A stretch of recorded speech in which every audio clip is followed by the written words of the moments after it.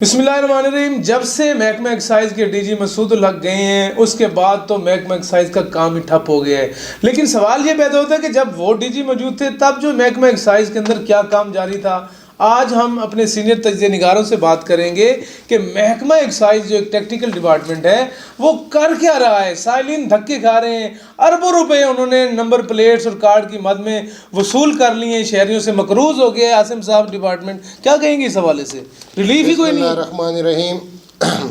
साहिब साहब, बदकिस्मती से पंजाब का महकमा एक्साइज का इसको तो मैं कहता हूँ कि ख़त्म कर देना चाहिए।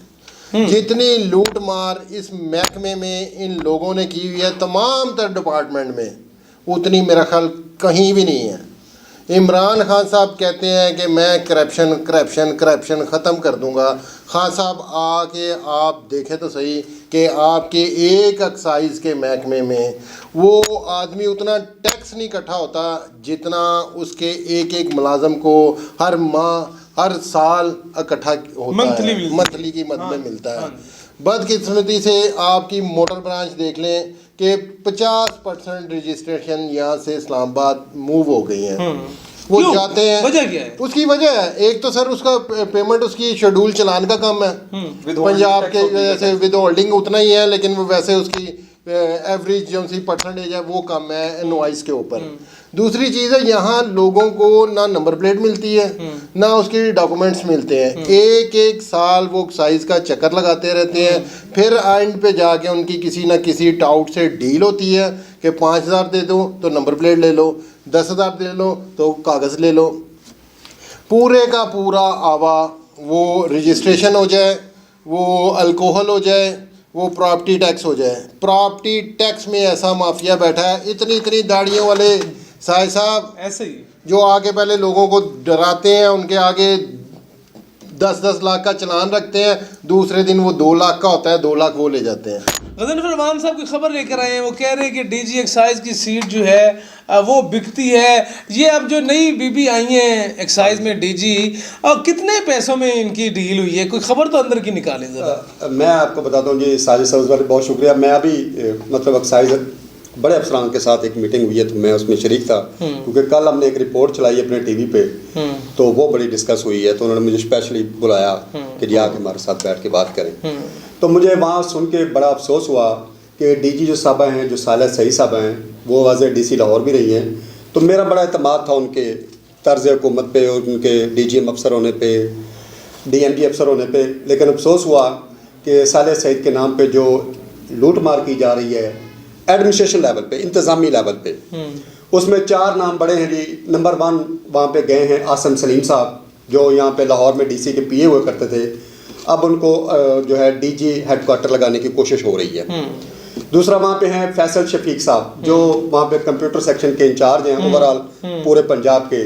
वो अपने तौर पे मतलब एडमिनिस्ट्रेशन चला रहे हैं डीजी के नाम पे, साले सईद के नाम पे। मैं बताता हूँ, वहाँ पे एक डायरेक्टर एडमिन है शाहिद कल्याणी साहब, वो अपनी एक एडमिनिस्ट्रेशन चला रहे हैं पूरे पंजाब में कि डीजी ने ये कह दिया, डीजी ने वो कह दिया। मैं उनका डायलॉग भी आखिर में बताता हूँ, पहले नाम पूरे कर लूँ।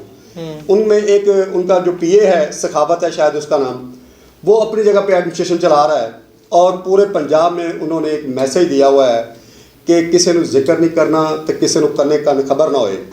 मैंने डीजी के सामने आपकी बड़ी तारीफ़ कर दी है और मैडम आप पे बड़ी खुश हैं। शाम को मुझे आईफोन चाहिए उनकी शॉपिंग के लिए, पैकेजेस मॉल में, लाहौर मॉल में, वहाँ पे उनको शॉपिंग करवानी है, वहाँ पे उनको शॉपिंग करवानी है। ये 4 बंदे मिलके डायरेक्टर ईटीओ प्रॉपर्टीज़ और ईटीओ एक्साइज, इनकी ट्रांसफ़र पोस्टिंग का ठेका लिया हुआ है। जो बड़ी खौफनाक बात वहाँ पे मुझे हुई कि कहा गया कि डीजी को भी चूँकि किसी ने लगवाया है, तो अब डीजी साहबा ने उनकी शराइत पूरी नहीं की और वो डीजी को तब्दील करवाने के लिए वो शख्सियत जो भी हैं, मुझे उनका नाम का नहीं पता, लेकिन वो इस्लामाबाद पहुँच गई हैं और डीजी साहबा भी वो थोड़े दिनों की मेहमान खर्च खराजात कोई वाउचर लेके पहुंच गई हैं वहाँ पर, क्या कहेंगे? उबैद साहब आप तो बीट भी करते हैं। यकीनन साजिद साहब, जिस तरह से अवान साहब ने कहा है और बड़ी खूबसूरत उन्होंने बात की है, जो भी डीजी हो या इंस्पेक्टर हो, इवन या क्लर्क भी हो, एक्साइज एंड टैक्सेशन एक ऐसा डिपार्टमेंट है, इसकी तमाम तर सीटें ट्रांसफ़र पोस्टिंग के अलावा ये बिकती हैं। और यकीनन एक बहुत बड़ी सीट है, डीजी हैं 36 अजला के पंजाब के, उन्होंने होल्ड लेना है, तो उनकी सीट एक भारी रकम के साथ सेल हुई थी।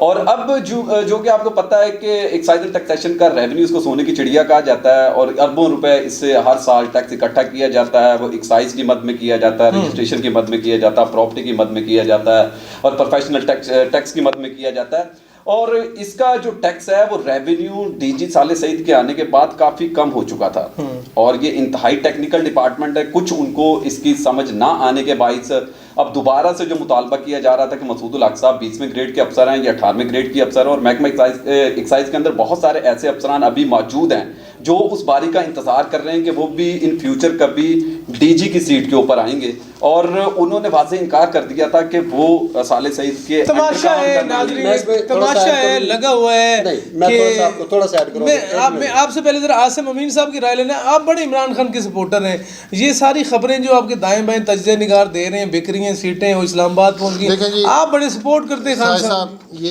एक जुमले में, ये 30 सेकंड में सिर्फ छोटी सी बात करूंगा, ये महकमा आज से ख़राब नहीं है, ये सदियों से ख़राब है। और इमरान खान साहब से हमें ये गिला है कि उन्होंने कहा था मैं करप्शन ख़त्म करूंगा। उनका जो स्पाई था पंजाब का, वो टोटल तौर पर यहाँ पंजाब में लगा हुआ है। मैं जो पिछले मैं थोड़ा सा बात कर रहा था, मैं उसी को थोड़ी सी बढ़ाता हूँ कि डीजी साहब के दो बंदे जो हैं, फैसल शफीक और शाहिद कल्याणी साहब जो डायरेक्टर हेडक्वार्टर हैं, मसूद अल हक साहब ने जाते हुए कोई 20 एक बंदों के ट्रांसफ़र किए थे पूरे पंजाब में। जब साले सही साहब आई तो उन्होंने उनको फौरी तौर पर उनके कान में फूंक कैंसिल किया उनको कि इनको रोके, नहीं कैंसिल नहीं किया, इनको रोके ताकि इनसे दिहाड़ी लगाई जा सके।